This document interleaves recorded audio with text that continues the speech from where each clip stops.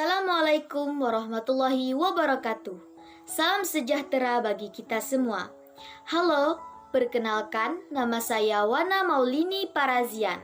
Saya adalah seorang mahasiswi di Universitas Riau, jalur SBMPTN dengan program studi Sarjana Pendidikan Guru Sekolah Dasar di kelas PGSD 1C 2020.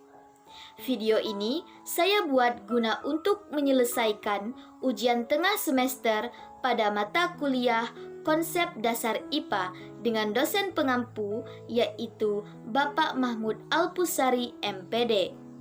Baiklah, di sini saya akan menjelaskan organ pokok tumbuhan pada tanaman keladi dan akasia. Sebelum masuk ke pembahasan, saya akan menunjukkan peta konsep organ tumbuhan di mana organ tumbuhan ini memiliki akar yang tersusun atas epidermis, korteks, endodermis, dan stele. Sedangkan pada batangnya tersusun atas epidermis, korteks, dan stele. Dan pada daun tersusun atas epidermis, mesofil, dan berkas pembuluh angkut. Organ tumbuhan sendiri disusun oleh jaringan, di mana jaringan tersebut terdapat meristem, epidermis, phloem, xilem, kolenkim, parenkim, dan sklerenkim. Aplikasi yang digunakan adalah kultur jaringan. Itu tadi peta konsep yang sudah saya tunjukkan.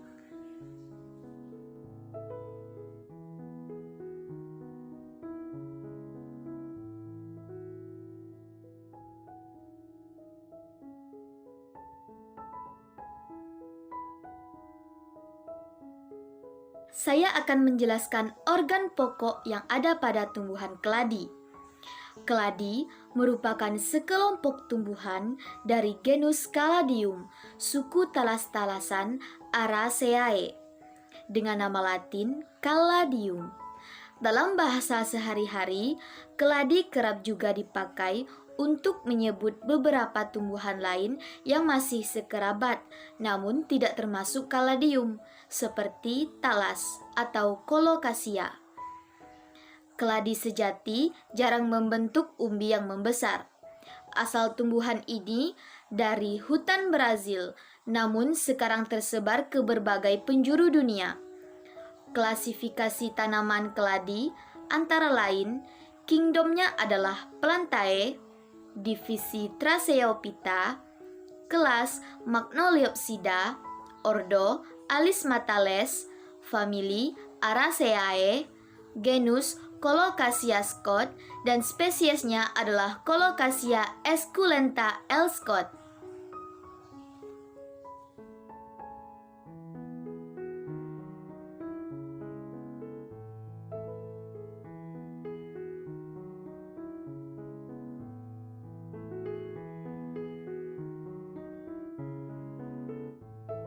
Pertama-tama, kita akan membahas tentang batang, di mana batang keladi ini memiliki bentuk berkisar antara 50 sampai 60 cm atau bahkan bisa lebih. Memiliki warna keunguan hingga kehitaman dan juga kecoklatan, disertai dengan bulu-bulu yang halus. Batang ini umumnya tumbuh tegak, juga memiliki percabangan daun tunggal yang cukup besar.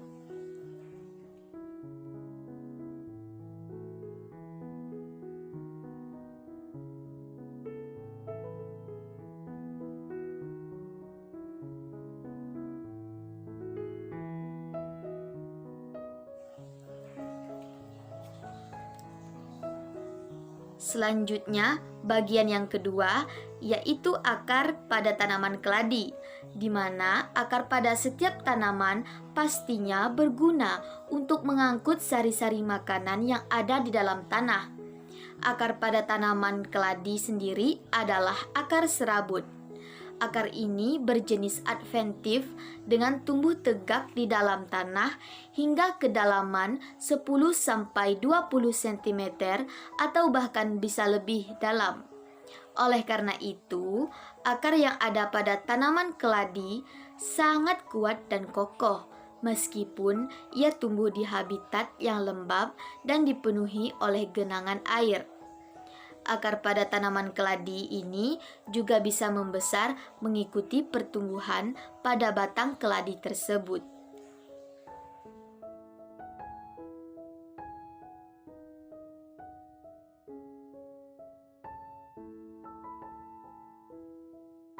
Pada tanaman keladi pula terdapat umbi, tetapi umbinya tidak sebesar tanaman talas.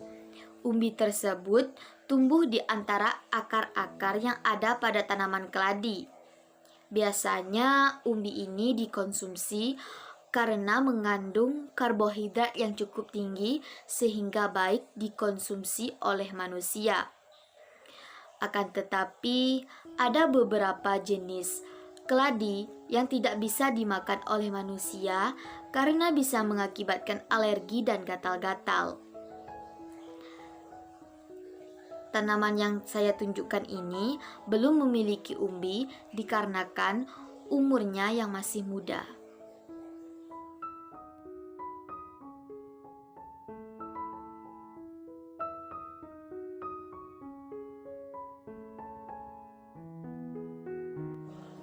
Selanjutnya yang keempat, kita akan membahas tentang daun. Daun yang ada pada tanaman keladi ini sangat lebar. Ia bisa menutupi seluruh tanaman.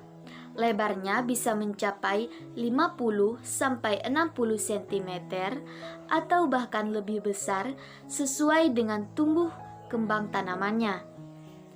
Warnanya hijau muda, hijau tua disertai tangkai daunnya yang panjang berwarna kecoklatan dan pangkal daunnya yang meruncing. Bentuknya bisa menyerupai hati.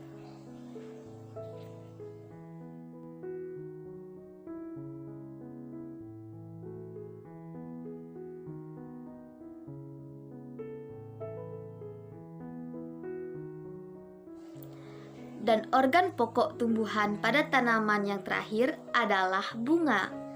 Bunga pada tanaman keladi ini bisa berukuran 10 sampai dengan 30 cm. Bunganya terpisah antara bunga jantan dan bunga betina yang terletak pada bagian bawah dan atasnya. Penyerbukan dilakukan dengan beberapa cara, mulai dari bantuan angin, bantuan hewan, dan dapat dilakukan dengan cara melekatkan bunga jantan dan betina yang ada pada tanaman tersebut. Namun, pada tanaman yang saya bawa kali ini tidak terdapat bunga dikarenakan dia masih terlalu muda sehingga bunganya belum muncul.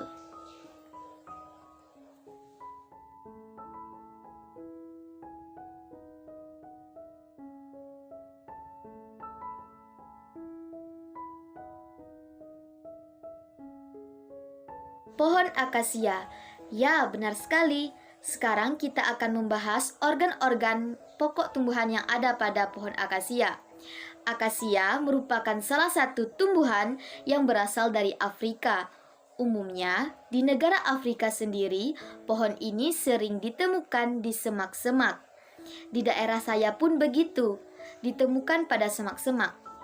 Nama latinnya adalah Acacia. Penyebaran pohon akasia sendiri semakin cepat hingga menyebar hingga ke seluruh Indonesia. Pohon akasia yang memiliki spesies non-Australia akan lebih banyak berduri pada batangnya. Ini berbeda dengan spesies Australia. Untuk itu, di Indonesia sendiri, tumbuhan ini sering dikatakan pohon berduri. Pohon akasia ini merupakan salah satu tumbuhan yang sangat mudah untuk menyesuaikan diri dengan lingkungannya. Hal ini menjadikan pohon ini sangat mudah untuk dirawat sehingga akan lebih mudah untuk dijadikan sebagai tanaman reboisasi. Klasifikasi tanaman akasia antara lain adalah kingdomnya Plantae, divisi Magnoliophyta, kelas Magnoliopsida, ordo Fabales, famili Fabaceae, subfamili Mimosoideae, bangsa Acaciae, genus Acacia, dan spesies Acacia mangium.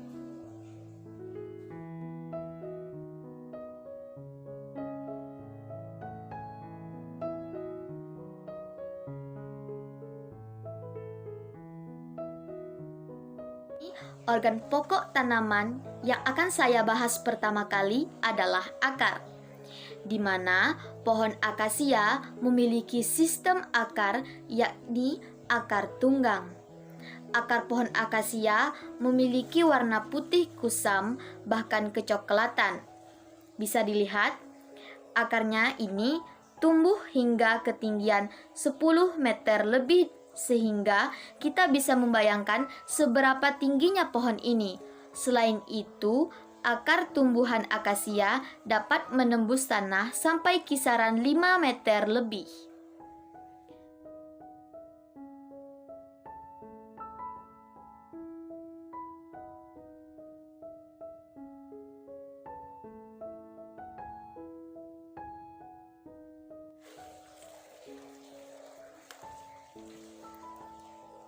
Yang kedua adalah batang. Tanaman akasia memiliki bentuk batang yang bulat dan panjang. Diameter dari batang tumbuhan akasia mencapai kisaran 20 cm, bahkan bisa lebih. Batangnya ini memiliki lapisan permukaan yang sangat kasar, bahkan pada varietas tertentu hingga memiliki lapisan berduri pada permukaan batangnya. Batang pohon akasia memiliki ketinggian mencapai 20 meter. Selain itu, batang ini berpostur tegak menjulang ke atas. Tekstur batangnya berupa kayu dengan alur longitudinal. Warna batang tumbuhan akasia berwarna coklat, abu-abu, hingga putih kusam tergantung spesiesnya.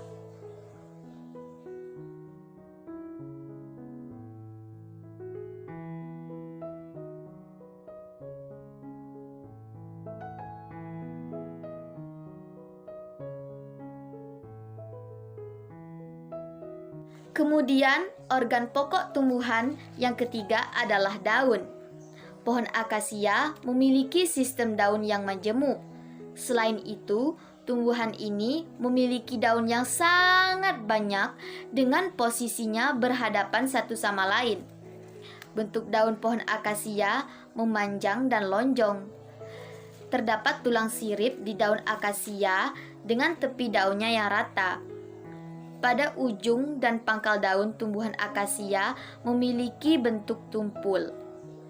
Warna dari daun ini hijau pekat. Panjang daun pohon akasia mencapai kisaran 20 cm dengan lebar sampai 2 cm. Selain itu, daun pohon ini memiliki kandungan getah yang cukup banyak dan kental. Getahnya ini berwarna sedikit kecoklatan dan setelah diuji terdapat kandungan tanin di dalamnya. Kandungan tanin pada getah tumbuhan akasia inilah yang dapat digunakan sebagai bahan industri dan juga kesehatan.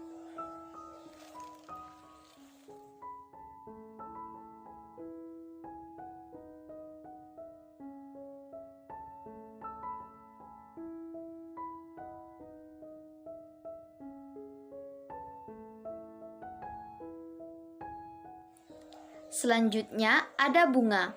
Bunga tanaman akasia memiliki sistem bunga majemuk. Bunga ini akan muncul tepat di bagian ketiak daun. Bentuk dari bunga tumbuhan akasia menyerupai kuku.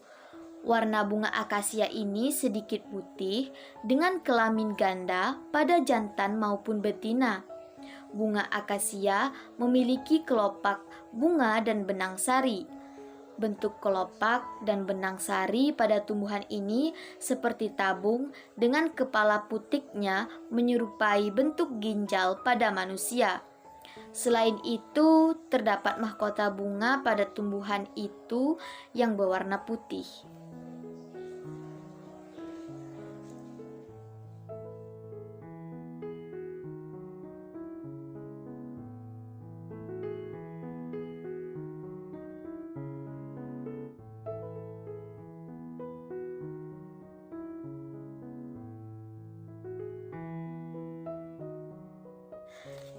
Dan yang terakhir, ada buah pada tanaman akasia. Pohon akasia memiliki buah yang berbentuk lonjong. Selain itu, warna buah tumbuhan ini adalah hijau pada masa mudanya. Namun saat sudah masak, buahnya akan mengalami perubahan warna menjadi coklat. Buahnya ini memiliki biji di dalamnya. Bentuk dari biji buah akasia adalah pipih dan sedikit lonjong. Warna biji pada buah pohon akasia adalah kecoklatan.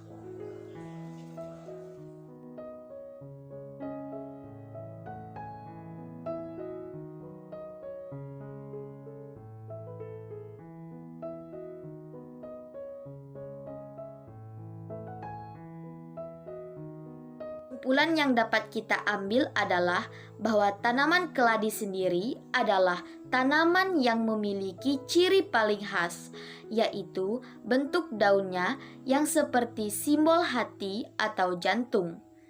Daunnya biasanya licin dan mengandung lapisan lilin. Ukuran keladi tidak pernah lebih daripada 1 meter.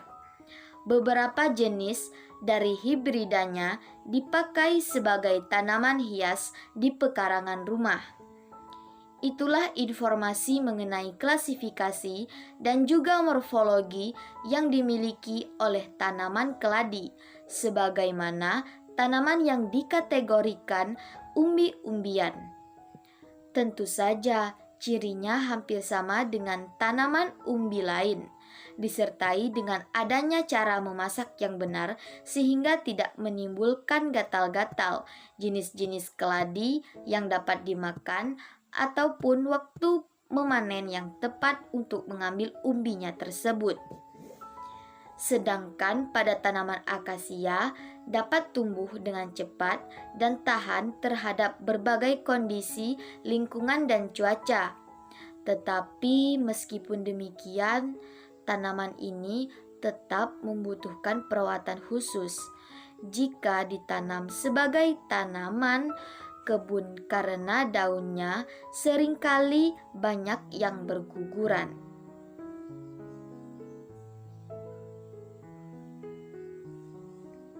Akasia juga dikenal dengan sebagai pohon berduri dengan nama latinnya yaitu Acacia mill. Itulah penjelasan mengenai pohon akasia. Dari penjelasan tersebut, kita bisa mendapatkan banyak pengetahuan mengenai pohon akasia di Indonesia sendiri. Pohon ini umumnya disebut sebagai pohon polong. Juga kita dapat mengetahui apa-apa saja yang ada pada pohon keladi.